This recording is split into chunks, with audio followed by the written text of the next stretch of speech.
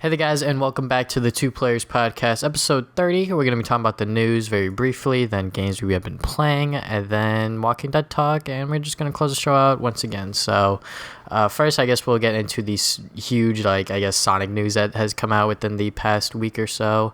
So first up, Sonic Mania got delayed until the summer, which is a good and a bad thing. You know, delays are always like that, I feel. Yeah, it's also good that they're not rushing it like Sega always does with Sonic games. They always feel like they have to meet the deadlines and always rush everything out. So, I'm glad that they're actually like seeing like, oh, okay, it's not going to be ready by this point, so they delayed it. And it's probably not a big delay. It's probably going to be like June or something. When was it supposed to come out anyway? Like spring? It was actually supposed to come out this spring, so it's not even that long either. So yeah, giving them that extra time to polish the game out, it's fine, obviously. So hopefully that we get a really good 2D Sonic game that I think a lot of people will be happy about. So. And then the other piece of news about Sonic Mania is that they are adding Flying Battery Zone, which is very interesting. You know, they're adding more zones from previous games, which I'm sort of fine with. I just hope that there's more new zones than, previous zones that they've taken from the classic games. Yeah, I want them to make the more original levels, because I know that one level they show, like that desert level, I think that's an original one from this game. Like, I just want them to have more original zones, because, that's more interesting than, just revisiting old zones. But, if there's probably going to be a Sonic Mania too, so hopefully for, like, the sequel, they can make more original zones. Like, I know they just want, like, hey guys, Classic Sonic is back, we swear it's not like Sonic 4 or anything, so they just didn't want to get goodwill again and abuse nostalgia and stuff, so that's pretty typical. But I'm really looking forward to Sonic Mania. It looks like really good. Yeah, and it just adds another game for the summer for us to play, I guess. Yeah, just to have a lot. Yeah. Then finally, we got the big news about Project Sonic 2017 is that it's now Sonic Forces, and we actually got the first, I guess, like, it's not even like a minute long of just like modern Sonic gameplay demo. Yeah, and it's Boost. It's Boost gameplay again, which I'm fine with. I always liked the Boost gameplay ever since they introduced it in Unleashed. I thought that it was really good and really fun, and they've been doing that ever since. And now that they are still continuing that trend with Sonic Forces, I'm very happy about that. And you know what? The game looks like what I expected it to be, good. It doesn't look too far off from, like Sonic Lost World did. It looks just like a normal Sonic Boost gameplay sort of game. We obviously don't know on how Classic Sonic's going to look like, but I would imagine it's just going to be Sonic Generations Classic Sonic. Maybe a few tweaks here and there, but... Apparently there was supposed to be like a third gameplay style, but I don't know what that is. Yeah, I'm not exactly sure on what they're going to do with that, if that is true. But, we still don't know much about Sonic Forces other than the name, and we got, modern Sonic Boost functions and stuff like that, and the fact that you'll be playing as Sonic, Classic Sonic, and the allies are going to be like AI, like NPCs and stuff. Yeah. So we don't know much about this game still, so... hopefully, within the next upcoming months, maybe hopefully by E3, we know more about the game, because the game's supposed to be coming out this holiday season. I would not be surprised if this game also gets delayed, but, we'll just have to go and wait and see. Yeah, I mean, I'm glad that they're going back to the Boost formula. It was like Lost Worlds and then Sonic Boom. It's like, come on. You had a thing that worked, and then you just like, let's just abandon that and do something else. Like, I'm glad that they're actually like sticking to something, because they never do that with Sonic games. Yeah. But, hopefully it's good. We'll probably just see more at E3, and they probably will give a release date by that point. Or if they wanted to go and do like their own little event like they did with this. Not again. That was horrible. All right. So the Captain Underpants, it got a movie.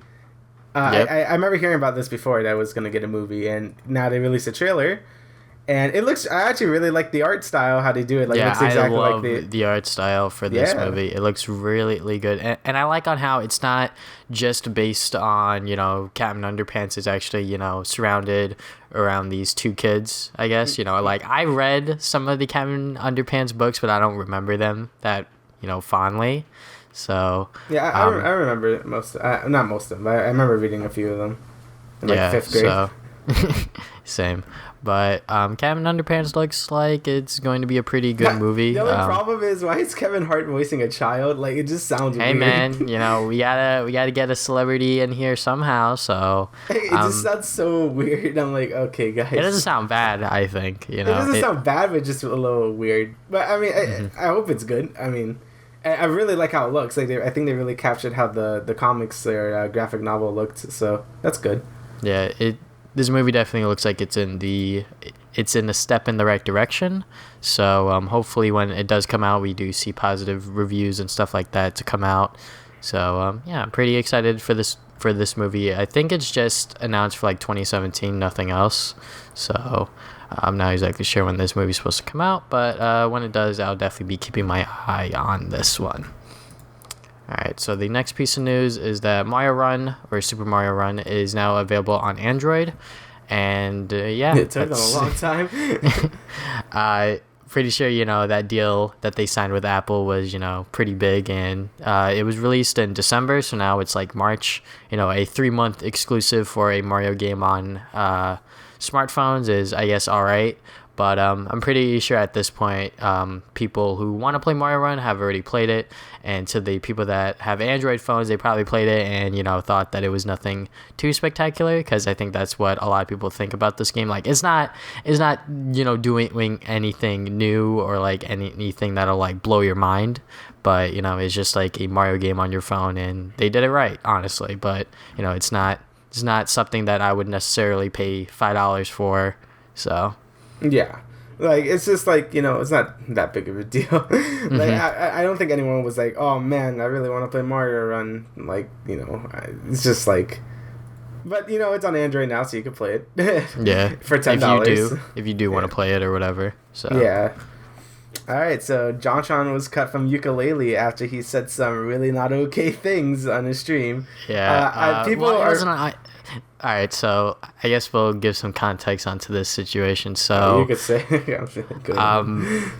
from my knowledge, I'm pretty sure JonTron went on a stream. His name is Destiny. He's a pretty well-known Twitch streamer. He plays a lot of different games, and he was on there with JonTron, obviously debating about certain things and views and stuff like that. And I guess JonTron did not say these things the way that he wanted to, or like he's racist or something like that. Like, I did not read too much into it because the whole debate is like plus 3 hours long or something like that. Like, it's a pretty long debate.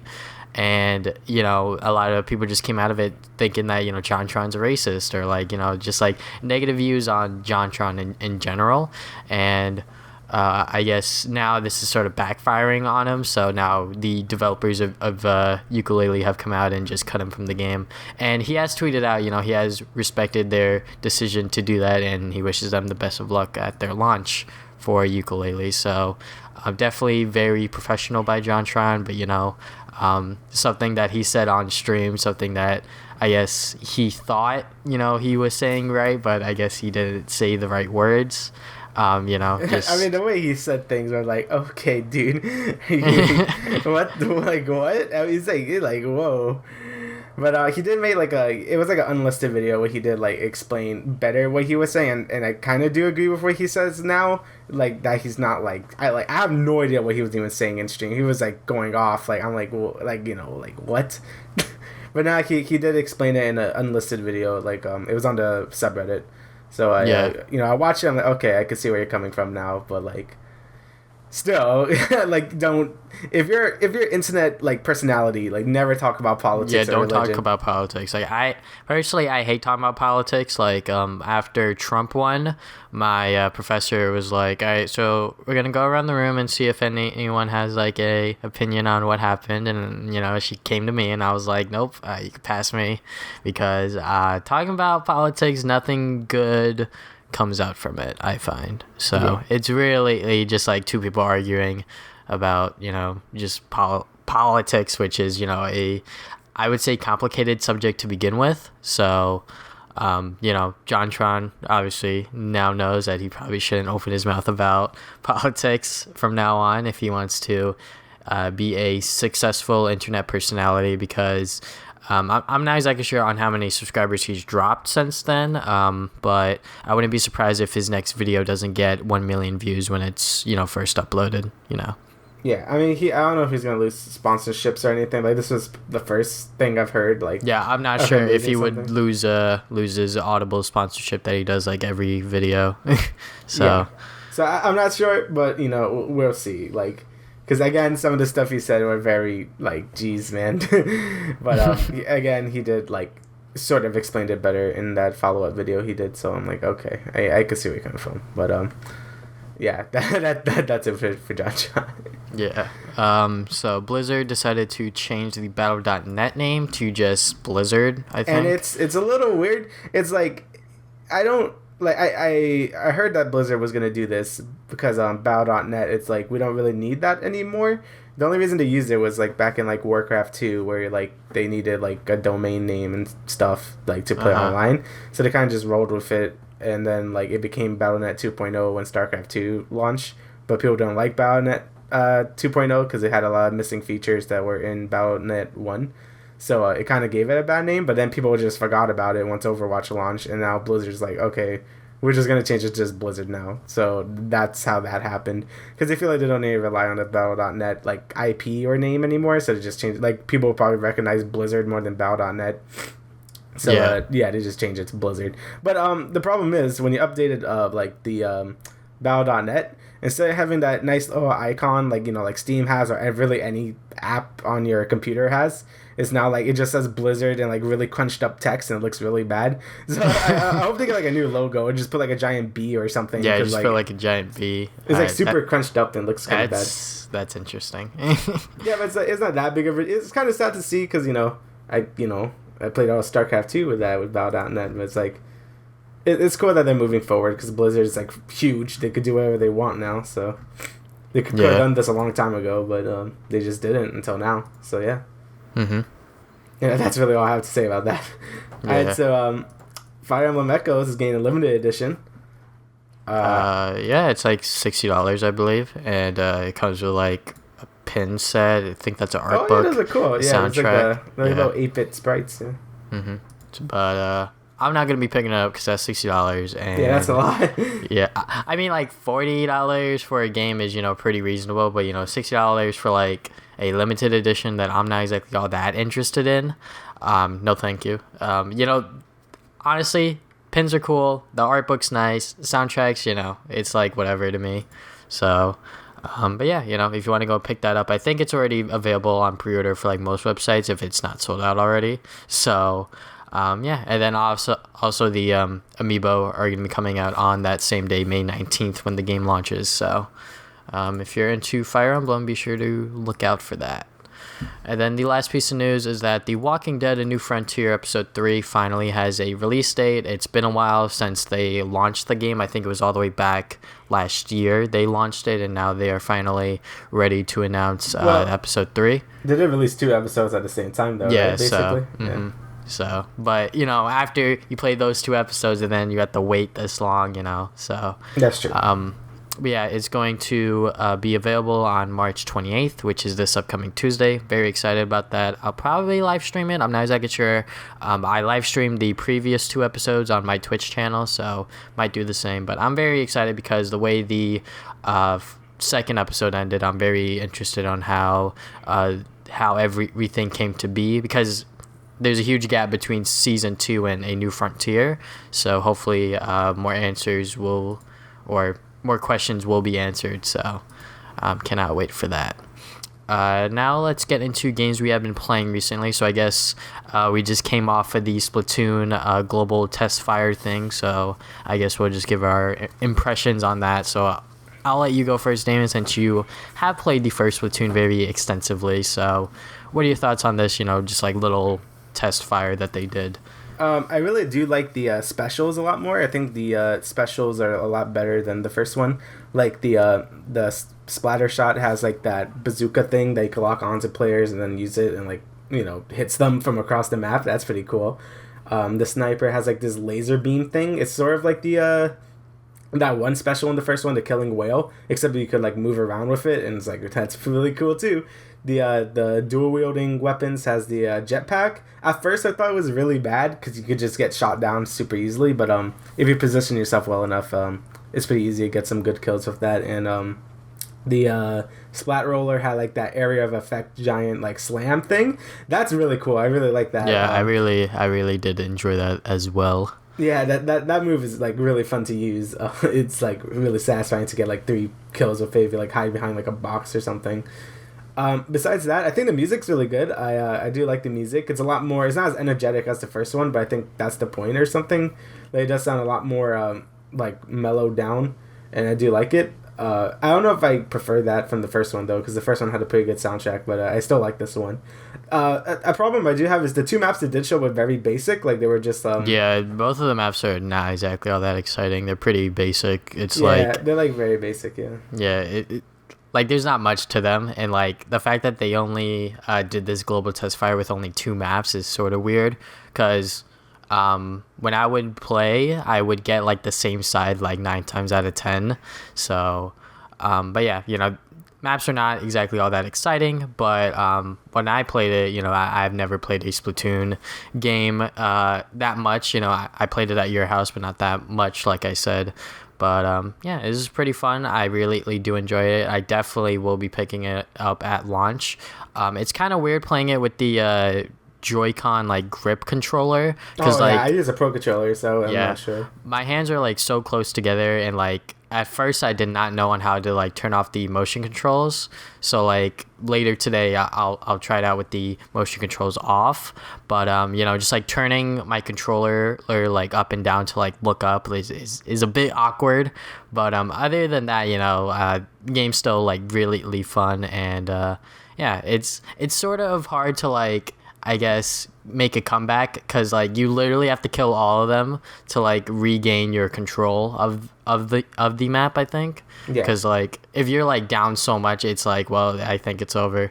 But yeah, it's still like a really fun game, and like it's definitely a different type of shooter, because like Turf War, you're not really lately going for kills. Like you could just be going for like just like trying to cover up the map with your team's colors. So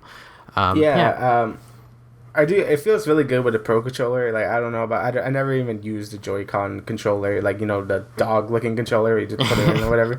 I never even used that thing yet. Like I use it a little bit at your house and that's it. But for the Pro controller, it feels very nice. I'm used to the motion control because the first one had gyro controls to look up and down. So I tried playing it without it and it just felt weird to me. So I put it on. But it feels okay with a stick. I feel like it's a little hard to like aim at someone though. Like because it'd be real quick.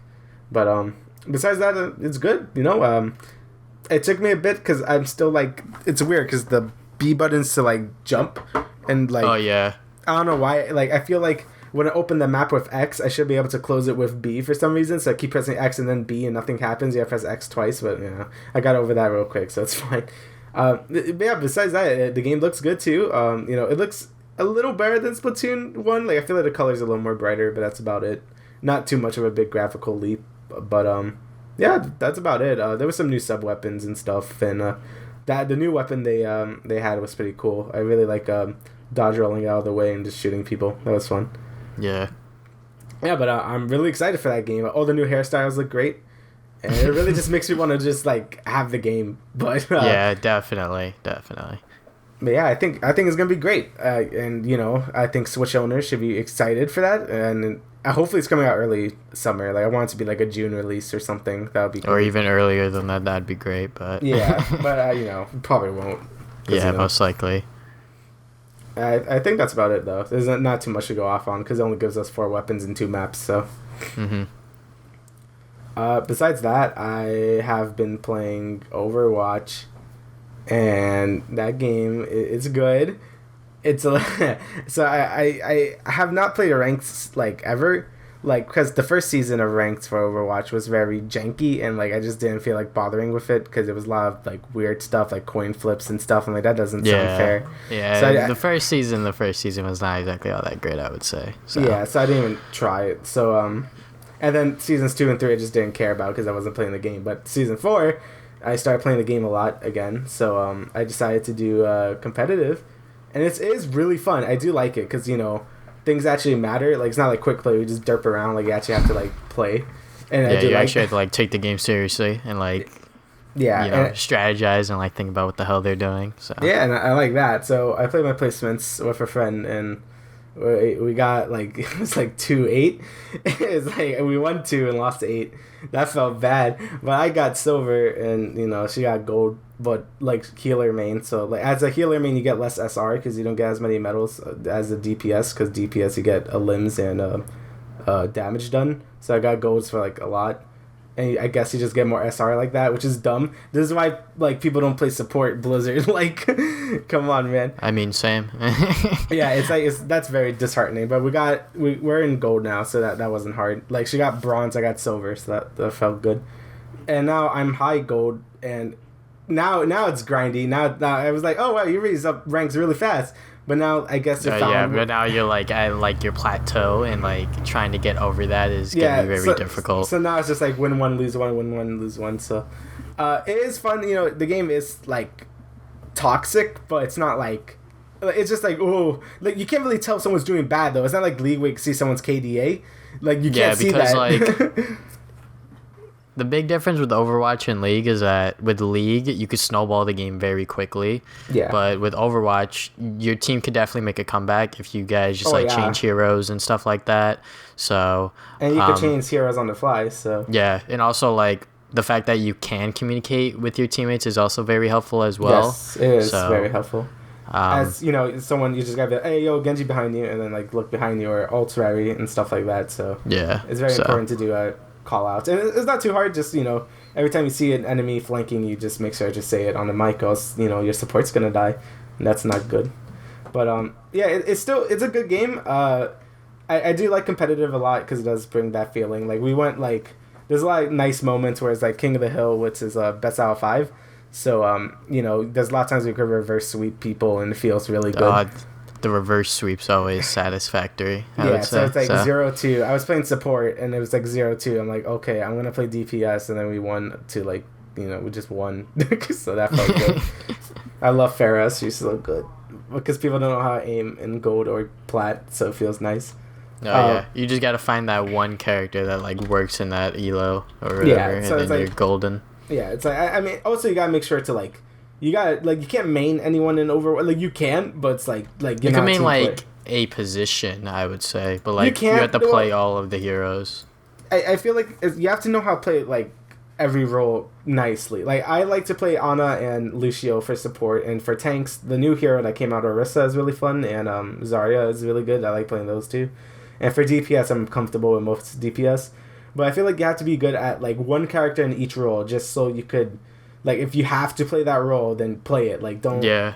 Like, you have to make sure you're comfortable with it, because you can't be like that one kid's like, oh, I can only play DPS, and then it's like, alright. I mean, I'm always the one that would switch if we need to, but it's still like, come on. Like, just, like, if you're gonna go competitive, just know how to play at least one hero in each role, because, you know, you're just, like, not gonna be that helpful if you're, like, a Genji in defense or something. I don't know. It's not that useful. But, what else have I been playing? Also been playing, Breath of the Wild, like obviously. I did one dungeon. I did one dungeon, and it was the bird dungeon because it's like a flying bird, and you have to like go and. Was it like the Falco looking character? Yeah, there's the Falcos. Yeah. So it's good. Like I actually heard that dungeon's actually like one of the worst ones because it's very small, and the puzzles are really easy, and at least for this dungeon, feels just like 5 shrines in one. That's what it feels like. Like, the puzzles aren't really interconnected like most traditional Zelda dungeons. Like, they're kind of just like, you do this one puzzle, and then, alright, you activate this console, and then that's it. And I do the other 4, and I'm like, oh, okay. And, the boss fights, I also heard, are pretty lame. And for me, it's even doubly so, because I have the Master Sword already, so I could just, like, destroy them in, like, a few hits. Like, it's not that hard. So, it was okay. You do get some cool stuff for completing a dungeon that I did not even know about. So I'm like, oh, that's cool. But besides that, it's fine. I don't think the dungeons are the strongest suit of that game. Like the shrines and like exploring are the biggest like factors in that game. I was about to do another dungeon, but then the Splatoon thing. So yeah. So I'll probably finish the game either this week or next week. I'm not sure, but because I'm up to the point where I could just blitz through all the dungeons at this point. So, I think that's it. I can't really think of anything else I've been playing. All right, well, I guess it's my turn. What have I been playing? I played Zelda. Not much, really. Like, I'm still far behind from where you are. Yeah. You know, I made some pretty decent progress. Been playing League, obviously. I've been trying to jump back in on the grind, because I do plan on, after my 2 years at the community college, I do plan on taking maybe a year off and see what happens, because I do feel like I have the passion and the confidence to climb up, but like if I can't do that now, what's gonna change within the next year, you know? Yeah. So like I'm trying to get as high as I can for this season, see what happens, and then when the new season starts, I'll still try to play and go to college, and then after that, if I'm still, you know, relatively good, I will take the year off, but if not, I'll just transfer to another college or whatever. But yeah, you know, just like playing League, it's sort of, I've been losing a lot. Like, I'll just say that. Some of the games are for my fault, you know, just like one stupid mistake I did, or like some of them are just because, you know, some people just don't know how to know when the game's not over. Because like this one game I played today, like I just got so mad because we had a huge lead, but we lost because people got really cocky, really aggressive, and then just killed themselves in team fights. And, you know, that's obviously not good. So, and, you know, when you play support, you're trying to enable those players, but it's kind of hard when they're, you know, just running in there and just doing stupid stuff. So, obviously played that Splatoon Testfire, you know, just fun game. And then I think that's about it in terms of things I've been playing recently. I don't think there's been anything else at all, really. So, but I have been watching the Twitch Power Rangers marathon a lot because, you know. Yeah, me too. I watched it like a few days ago. It was like the space one. That one was okay. Cool. Yeah, I never watched Power Rangers as a kid, really. Yo, man, I would definitely be willing to sit down with you and show you the Power Rangers I watched, man. I loved Ninja Storm, Dino Thunder, SPD, Mystic Force. I think a lot of people hate it, but you know, like honestly, like I watched that when I was younger. It's probably because, you know, I was younger and didn't understand whether it was good or not. Maybe I'll rewatch it and see how it is, because, like, you know, when those 4 were going on, I had to either sleep or go to school, so I didn't get to watch the full marathon. But you know, when they started with Mighty Morphin, that's obviously when it peaked, because, you know, that's when a lot of people watched it. Yeah. And, you know, I skipped like everything else. Like, I watched some Zeo, some Turbo. I skipped everything else. And then when Ninja Storm was playing, you know, obviously watched that. But yeah, I think they're getting much more into the newer stuff where like Nickelodeon and Saban take over again. Because like when they did not Ninja Storm, Wild Force until RPM, I believe, that was Disney. Disney had the rights for Power Rangers, and then later Saban took over again, and that's where Samurai and where the current Power Rangers is right now. So I found that to be very interesting. But yeah, I think that's all I have been. On the Power Rangers thing, I'm actually like, it was actually like surprisingly entertaining. Like, I'm not gonna lie. Yeah, because like honestly, if you watched it when you were younger, it's a lot easier to watch. I would have loved that, because I was so into Godzilla and stuff. Like, I'm actually surprised I never really got into Power Rangers. Like, I felt like that's right up my jam as a kid. I don't know why I never watched it before. Sound like the angry video game nerd or James Rolfe, honestly. So, yeah. But yeah, I'm actually gonna see the Power Rangers movie this weekend, because like Twitch is doing like a thing.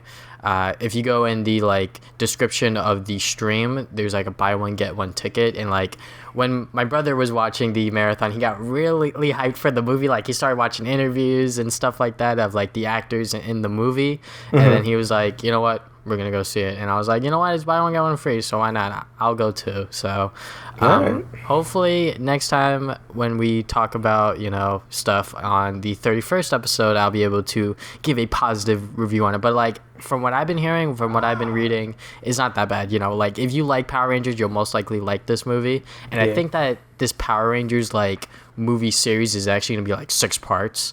And oh my god. The reason is because they're going to go into the Mighty Morphin, series, which is like the longest season out of all of the other Power Rangers. So hopefully that the rest of the movies pan out to be good, because like I think this movie has a lot of promotion with like certain stores and like certain outlets. So like obviously that buy one get one ticket thing with Twitch, and then I went to Toys R Us, and like if you spend $25 or more you get a free ticket. So I'm not exactly sure if that's a good thing or a bad thing, whatever it may be, but I'll stop rambling on about Power Rangers, because I can honestly do that for like a half hour, honestly. But I actually heard the movie is okay, so that's good. It's not like a horrible remake, so it's like pretty good. So that's great that they're getting a nice movie. I'm like, whoa. Your brother's having a fun time, I can tell. Yeah, I know what that was about. Alright, so Walking Dead, right? Yeah, let's get into The Walking Dead. So the past 2 episodes have actually been very exciting because we are approaching the very end of this season. So we'll get into the Kingdom episode with Ezekiel and what happened there. So I guess the main point that happened was that Benjamin dies because... Thanks, Travis, for just laying it out like that. I mean, yeah, I'm pretty much going to let it out because that was pretty much the peak of the episode, and then it sort of just dwells into on how Morgan's, I guess, psyche goes, because like we see like this one scene where he's like, I guess we see scenes from his head where it's like, it jumps from past to present and stuff like that. So definitely Morgan got hit the hardest by the loss of Benjamin, I would say, compared to the rest of the group. And then later on, I don't know how the hell he pieced this together, but Richard is the one that caused Benjamin's death because he took one of the melons. And well, it was because what he wanted to do was he wanted to be the trigger that caused the kingdom to go war with the saviors. Like, he was the one that wanted to die. Like, but it was short-sighted because obviously, like, the saviors could just kill anyone like that. They don't know it was him. So he was the one that wanted to sacrifice himself so the kingdom could go to war with them. But they killed the kid instead, so now he's feeling. And even then, Ezekiel was sort of hesitant on moving forward. Yeah, I think. And then after Morgan just straight up killed Richard, he just strangled them in front of the saviors and Ezekiel and his group. I think after that, Ezekiel was like, all right, yeah, we gotta like go to war and like kill these motherfuckers. So, but when Carol's role within this episode, I think was very interesting, I would say, because she shows up to the kingdom and then like she leaves, and then after Benjamin's death, she comes back because Morgan told Carol about, Negan killing Glenn, Abraham, Spencer, and Olivia. So I think after that, Carol, obviously she got really sad, but at the same time on the inside, she knows that, she wants to go out there and kill all of the saviors. So when she goes back to the kingdom, Ezekiel's like, not today. So yeah, I feel like it's like the reverse now. It's like Morgan is Carol and Carol's Morgan. It's weird. Yeah. So that was definitely a very interesting episode. I think that was definitely one of the better episodes of this later half of the season. Yeah, I would say. In my opinion, anyways, because like the last episode, we got like Rick Schoen episode, basically. Yeah. So, but yeah, this was definitely a pretty good episode. Bury Me Here, that was the title of that one. And then episode 14, The Other Side. At the end of episode 13, we see that Sasha and Rosita want to go and kill Negan, like themselves. Like they're just gonna go on a one-way mission and see what happens. So when Jesus finds out about this, he pretty much tells them where they can do it from like a safe spot, which was in like a building across from Negan's place, which I found to be I guess, it sort of fits with Jesus's character because, he knows where he's going. He knows how to get around and stuff. So it did make sense that he would be the one to tell them about that. But the interaction between the saviors and the head guy of the hilltop, I forget his name, but that old dude. Yeah. So, when what's it called? when he was going to lose his doctor, I think that was like the last straw for him. He was like, hey man, you can't do that. But obviously, you know, the saviors take what they want. So, you know, they took the doctor either way. And when we go back to Sasha and Rosita, they see that the doctor, I guess, is there.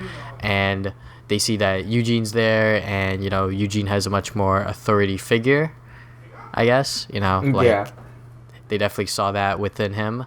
And when they said that they were going to break him out, I think that was, like, just a move so, like, he can, like, open the gate. And Eugene definitely knew that, so that's why he didn't let him in, I think. Yeah. So, and then when Sasha just kills herself, basically. Like, she literally... Well, she didn't kill herself yet. I mean, she's basically dead, but, like, not yet. But, like, I don't know why she ran in there by herself, honestly. Because, I don't know, dude. It's like... I don't know. I guess, like, they're done with her. Like, her arc is done. Like, alright, I could die now. And I guess they want to do more with Rosita, so, like, she's not dead yet. So, I mean, it'd be weird that... I don't know, dude. I don't know what they're trying to do. But, yeah, she just went in there. And, I mean, like, what's their plan? Like, you can't just rush into a heavily fortified area and, like, expect to just kill, like, Hitler. Like, you can't do that. Because I think the reason that they did that was because they found out that Negan wasn't going to come out for a while or something like that. So, like, they missed their opportunity to do it from a safe location. I guess because they couldn't get a clear shot on Negan without hurting Eugene or someone else, I believe. Mm-hmm. So, also that mystery character, who do you think that is? I'm not sure, actually. At first I thought it was Daryl because, you know... No, I think it's Dwight, right? Yeah, I think it's Dwight after reading what the subreddit said and everything like that. So I'm pretty sure it's Dwight, and him and Rosita are going to go back to Alexandria or the Kingdom or one of those places. And Dwight's probably going to team up with them, and he'll probably die within the finale, to be honest. Probably, yeah. So, because, you know... His arc is complete. Yeah, like, yeah. I'm pretty sure after, you know, this season, I'm not exactly sure what they would do with Dwight. So, but yeah, I hope it's Dwight. It could be Daryl, but how the hell would he get there from being at the hilltop from the previous scene when he's asking where Sasha and Rosita are to being at Negan's place? I think that would make sort of no sense, you know, him being from there to there that quickly. So it's most likely Dwight. We'll just have to go and wait and see for the next episode. But yeah, I think that's about it. Thank you guys for listening to the Two Players Podcast once again, episode 30. We'll see you guys 2 weeks from now with the next episode. Yep, later.